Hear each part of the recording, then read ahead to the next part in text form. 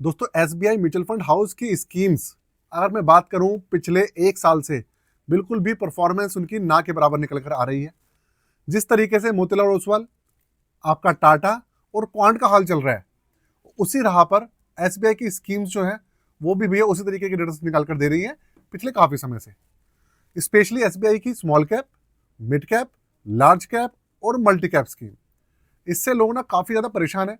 और आपको पता है एसबीआई की जो मेन स्कीम्स हैं वो यही है, सबसे ज्यादा एयूएम भी इन्हीं के अंदर है। स्पेशली एसबीआई स्मॉल कैप और मिड कैप फंड, इसको लेकर लोग बहुत ज्यादा चिंतित हैं।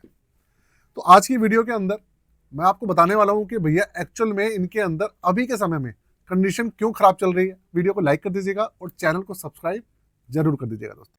दोस्तों कंप्यूटर स्क्रीन आपके सामने चालू हो चुकी है और सबसे पहले आपके सामने जो स्कीम का नाम है, देखिए वो है एसबीआई स्मॉल कैप फंड।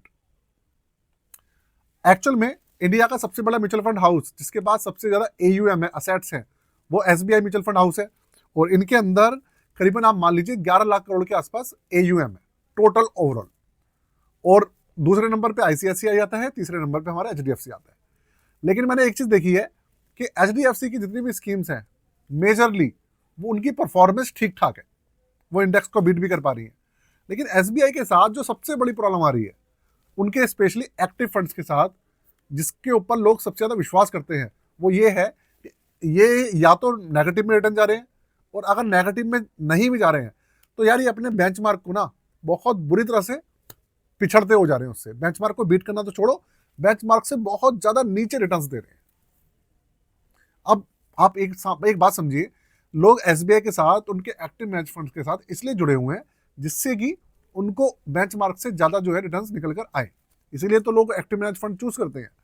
लेकिन अगर बेंचमार्क को बीट नहीं कर पा रहे हैं और उससे नेगेटिव में जा रहे हैं, एसबीआई स्मॉल कैप फंड को देखना तो आप देखिए सबसे पहले आपको नजर आएगा इसकी रैंकिंग पर। इस फंड की रैंकिंग ना लगातार गिर रही है। इसकी रैंकिंग 3 स्टार पर रहा करती थी, एक समय था 5 स्टार, फिर 4 स्टार, लेकिन पिछले कुछ साल से ये 3 स्टार पे चल रहा था। और 3 स्टार पे भी इसकी परफॉर्मेंस ठीक ठाक थी, बेंचमार्क को बीट भी कर रहा था और एवरेजिंग जो है वो भी ठीक कर रहा था। लेकिन अब इसकी जो रैंकिंग है वो गिर के 2 स्टार पे आ गई है। वो क्यों हुआ है वो आप देखिए, आपके सामने है एक साल का रिटर्न। क्या आ रहा है भैया एक साल का रिटर्न? माइनस में रिटर्न निकाल के दे रहे हैं 1.39%। माइनस में 6 महीने में 7% माइनस है, 3 महीने में 8% माइनस है, और 1 महीने में 5.5% माइनस है। और अगर आप बेंचमार्क को देखेंगे तो एक साल का माइनस में 0.99% बेंचमार्क में गिरावट हुई है, और ये बेंचमार्क से भी ज्यादा गिर रहा है। तो भाई बेंचमार्क से बुरी तरह पिछड़ रहा है। पॉजिटिव रहना तो आप भूल ही जाओ। अब इसका कारण क्या है? इसका कारण देखिए, मैं आपको जितने भी ये फंड्स है ना उनका सबका एक ही कारण है, ऐसा नहीं कि सबका अलग अलग कारण है। अगर रिव्यू करूंगा मैं इस वीडियो का, प्रॉपर करूंगा किस दिन, तो उसके अंदर तो मैं सेपरेटली आपको पूरी की पूरी कहानी इस फंड की बता ही दूंगा। लेकिन अब मैं चलता हूं इसका जो मिड कैप फंड है उसके ऊपर एक नजर डालते हैं, उसको देखते हैं भाई कि उसकी क्या कंडीशन है। क्योंकि एसबीआई मिड कैप वाले भी ना कोई ज्यादा खुश तो है नहीं। अब आप ये देखिए, एसबीआई मिड कैप फंड, इसकी जो रैंकिंग थी मेरे को याद है 4 स्टार के आसपास रहती थी, और इसकी रैंकिंग के अंदर भी गिरावट हुई है। इसकी रैंकिंग आप देखिए अभी 3 स्टार पे चल रही है। और अगर मैं सीएजीआर देखूं तो देखिए बेंचमार्क दे रहा है पिछले एक साल में 6.59% पॉजिटिव रिटर्न, 6.5% से ज्यादा का रिटर्न दे रहा है। और ये भाई 1.5% पॉजिटिव दे रहे हैं बस। तो इसका मतलब ये है कि भाई ये भी बेंचमार्क से काफी ज्यादा पीछे है, और इसलिए जो इन्वेस्टर्स हैं वो परेशान है।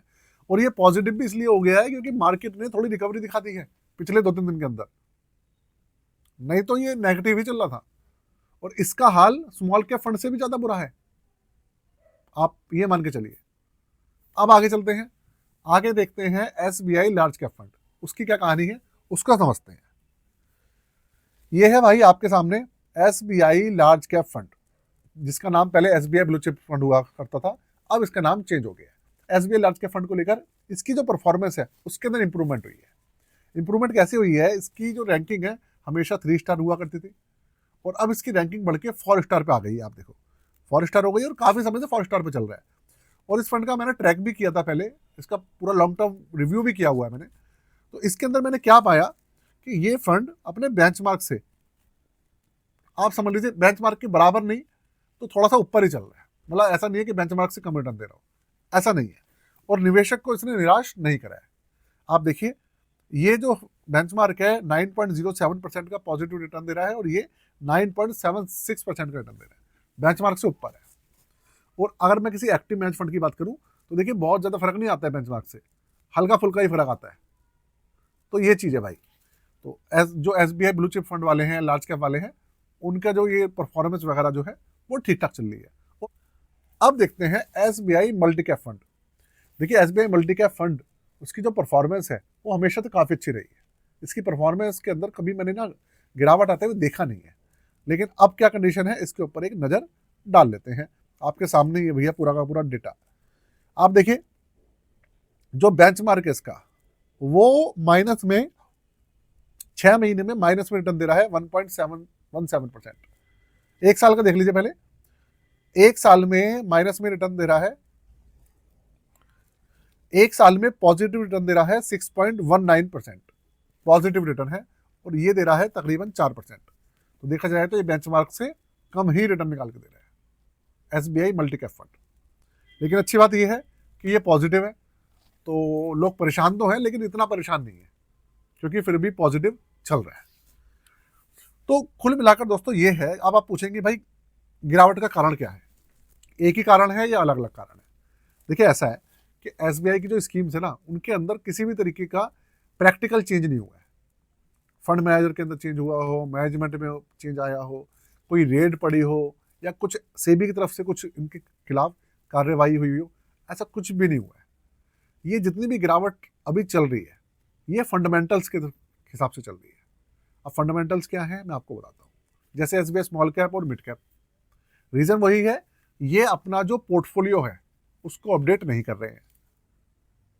जो फंड मैनेजर अपनी स्कीम के ऊपर ध्यान दे रहा है, पोर्टफोलियो को अपडेट कर रहा है, स्टॉक्स जो बेकार हैं उनको बाहर करके अच्छे स्टॉक्स ऐड कर रहा है, वो स्कीम्स फिर भी पॉजिटिव चल रही है, बेंचमार्क को बीट कर पा रही है या बराबर बेंचमार्क के। लेकिन जो फंड मैनेजर अपनी स्कीम के अंदर करेक्शन नहीं कर रहा है, बेकार स्टॉक्स को निकाल कर बाहर अच्छे स्टॉक्स को नहीं चुन रहा है, वहाँ पर प्रॉब्लम चली रही है। और स्पेशली मैं आपको बता दूं स्मॉल कैप में और मिड कैप के अंदर तो वैसे भी प्रॉब्लम चल ही रही है। क्योंकि मैंने क्या देखा है कि जिस म्यूचुअल फंड के अंदर भी स्मॉल कैप और मिड कैप के अंदर स्मॉल कैप स्टॉक्स की और मिड कैप स्टॉक्स की हिस्सेदारी ज़्यादा है, वैसे सेबी के हिसाब से सिर्फ 65% तक रहनी चाहिए मिनिमम।